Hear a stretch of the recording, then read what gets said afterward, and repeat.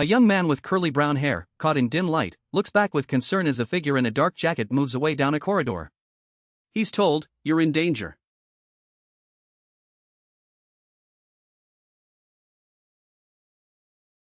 The camera pans from a distant urban cityscape to a dimly lit, industrial space. Amidst shattered glass, a man with curly dark hair stares intently, seemingly monitoring a critical situation, muttering, "Oh, God damn it." A man in a gray hoodie runs along the waterfront boardwalk, then weaves through busy city streets, dodging traffic. He apologizes as he continues his urgent movement.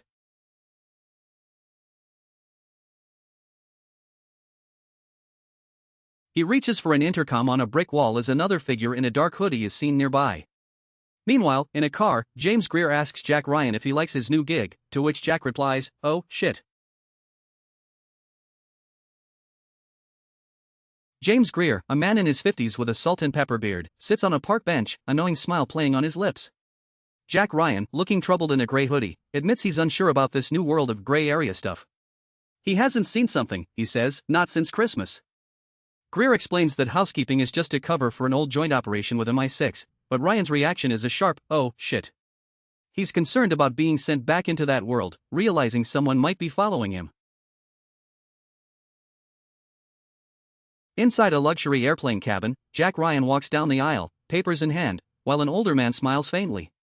Ryan denies meeting anyone, questioning why anyone would follow him, as he insists he's not just meeting a guy. From an aerial view, we see a vast palm-shaped island development, hinting at wealth and luxury. Inside a modern boardroom, Jack Ryan and others discuss the market, with one man cautioning that old-world standards can bring volatility. Jack Ryan, looking troubled, walks with a woman in a green dress through a bright, modern city plaza, discussing an upscale restaurant. He expresses uncertainty about dining out tonight, but she reassures him with a playful, "With you? Never." They continue their conversation, with Ryan mentioning that it's never just about meeting a guy, as they walk past glass buildings and elevated walkways. A bald man with a weathered face recounts a past operation to Jack Ryan, asking if he remembers when he used a known arms dealer as bait at a party.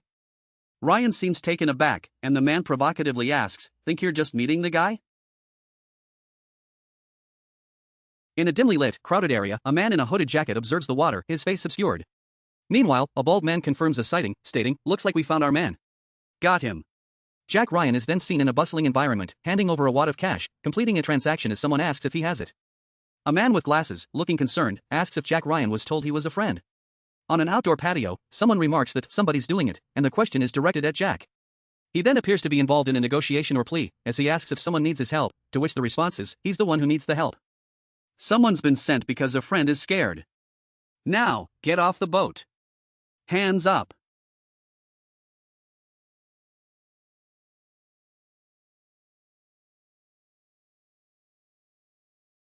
A desperate chase unfolds on the water.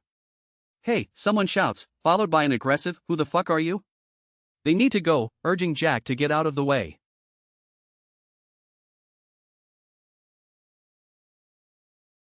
On the boat, the urgency is palpable. "Come on, baby." Then, the frantic command, "Fucking drive. Fucking drive." Jack is told to get out of the way, the situation escalating rapidly. Back in a dimly lit office, a man on the phone insists he has friends everywhere.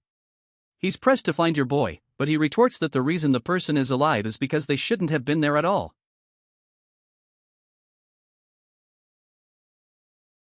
A man is in pain, head down, while a woman looks on, backlit by a hazy light. Elsewhere, a bald man's profile is seen in a dimly lit industrial hallway as a figure walks into a bright light. On a rooftop, a man gestures while speaking to a woman at a table, with a modern skyscraper in the background.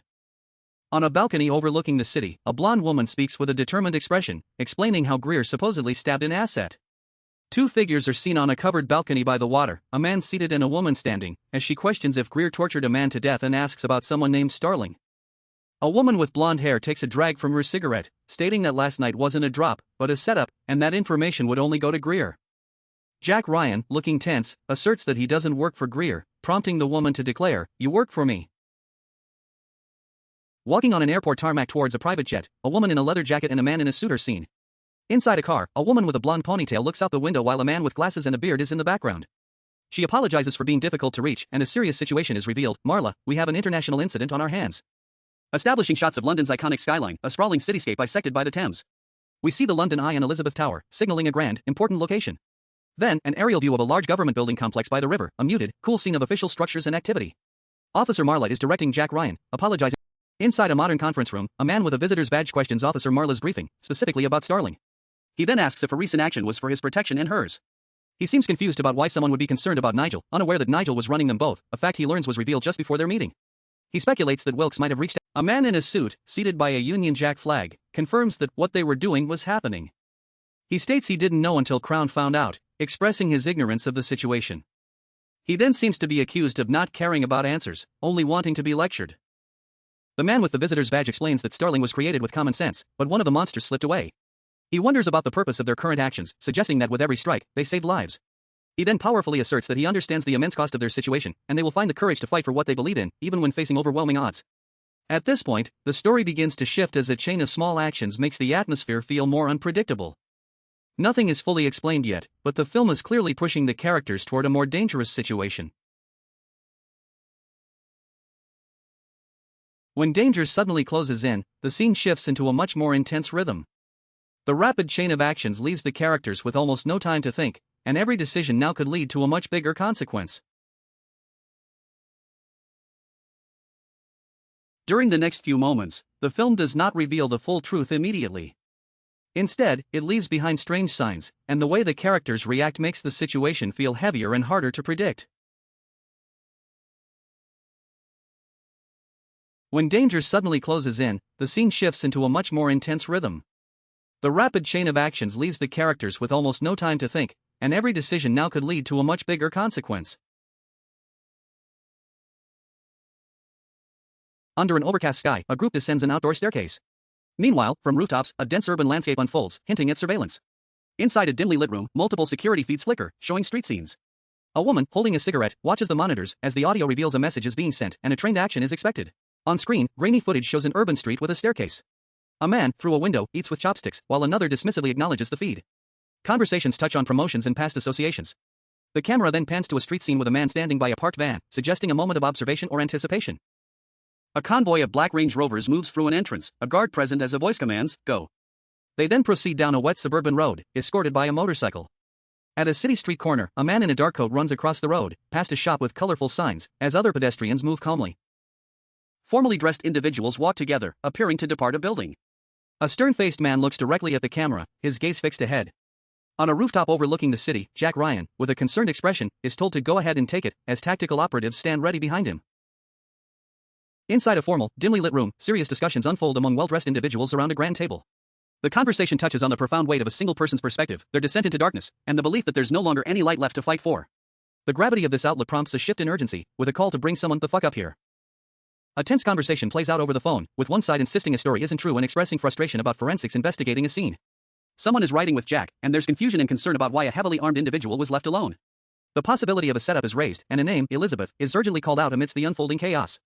Chaos erupts as multiple black SUVs are engulfed in flames on a city street, with debris scattered everywhere.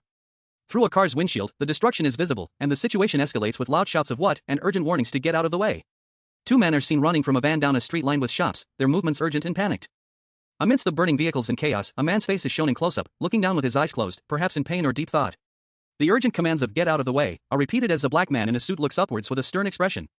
The frantic calls to "come on, pick up" suggest a desperate attempt to make contact. Now the pace of the story starts to increase. The characters have to keep moving even though they still do not fully understand what they are facing, and that uncertainty makes the next part more gripping.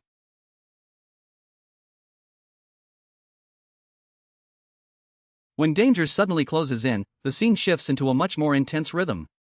The rapid chain of actions leaves the characters with almost no time to think, and every decision now could lead to a much bigger consequence. When danger suddenly closes in, the scene shifts into a much more intense rhythm. The rapid chain of actions leaves the characters with almost no time to think, and every decision now could lead to a much bigger consequence. When danger suddenly closes in, the scene shifts into a much more intense rhythm. The rapid chain of actions leaves the characters with almost no time to think, and every decision now could lead to a much bigger consequence. Silhouetted figures in military uniforms prepare to carry a casket draped in an American flag from a cargo plane, a solemn procession against the backdrop of a large hangar flag.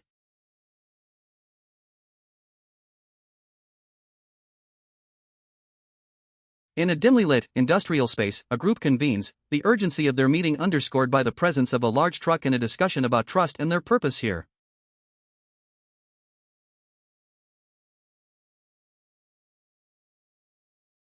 A bald man questions if Crown is reactivating terrorist groups, while another explains that operations like Starling are crucial to prevent global attacks, emphasizing the consequences of inaction.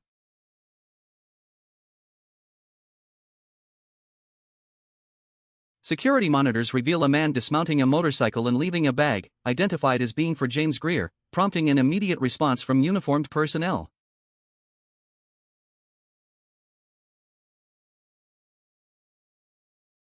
Jack Ryan walks with a woman through a public plaza, the overcast sky and wet ground creating a somber mood.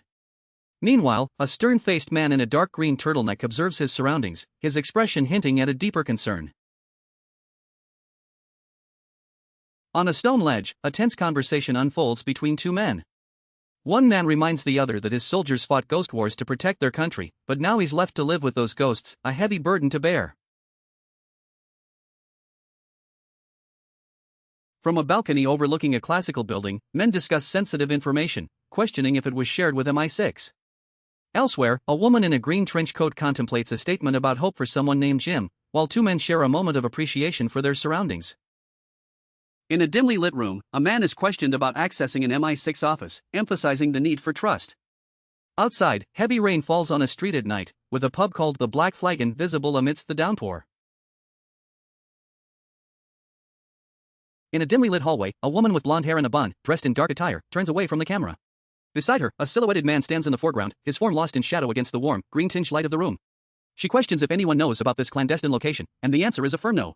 Later, in a cluttered office, a man with dark hair, wearing a black shirt, leans forward intently, his brow furrowed as he gazes at a computer screen displaying lines of code.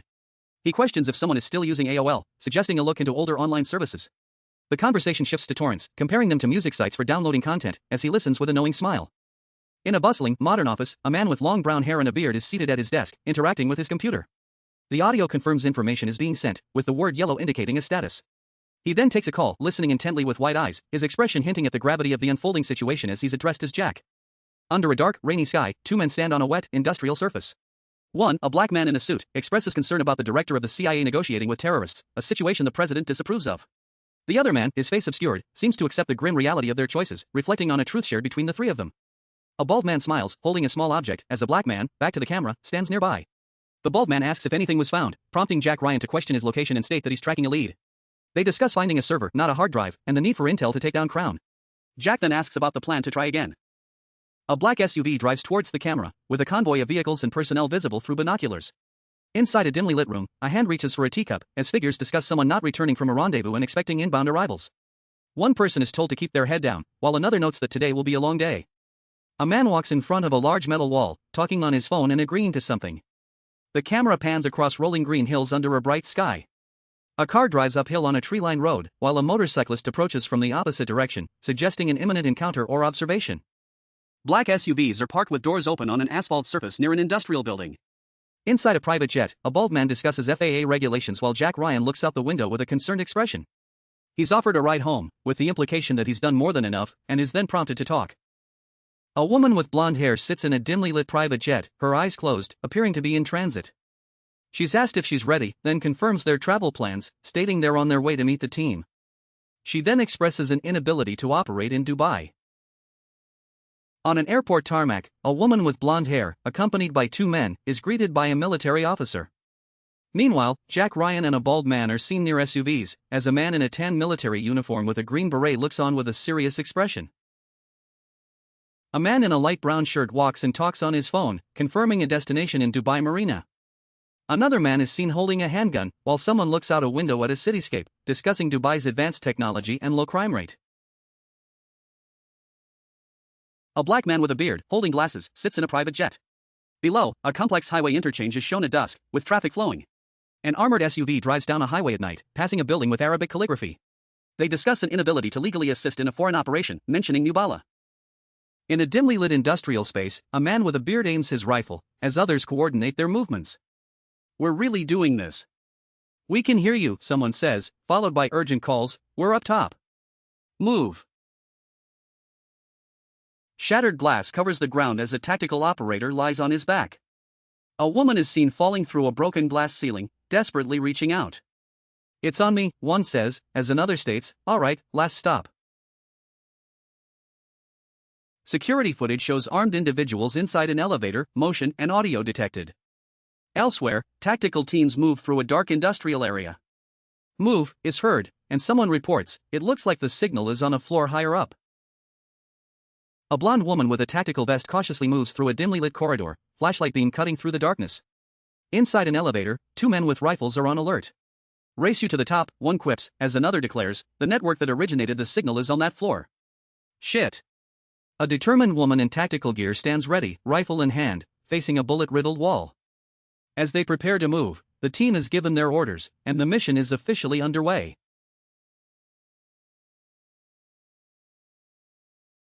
Inside a dimly lit space, a man in tactical gear assesses a server rack, while elsewhere, critical data is being downloaded to a tablet, hinting at the operation's progress.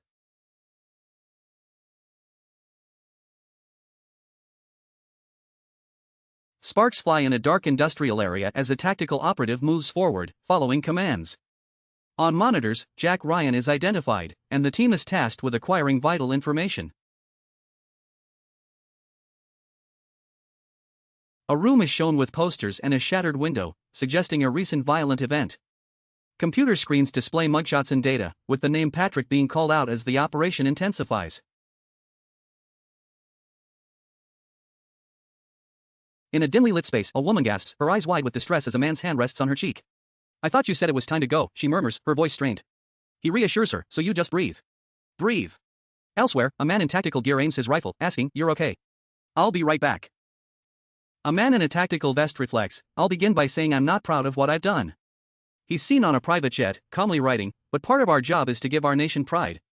He ponders if that pride is based on lies, a sentiment echoed as he stands on a rooftop overlooking a city at night.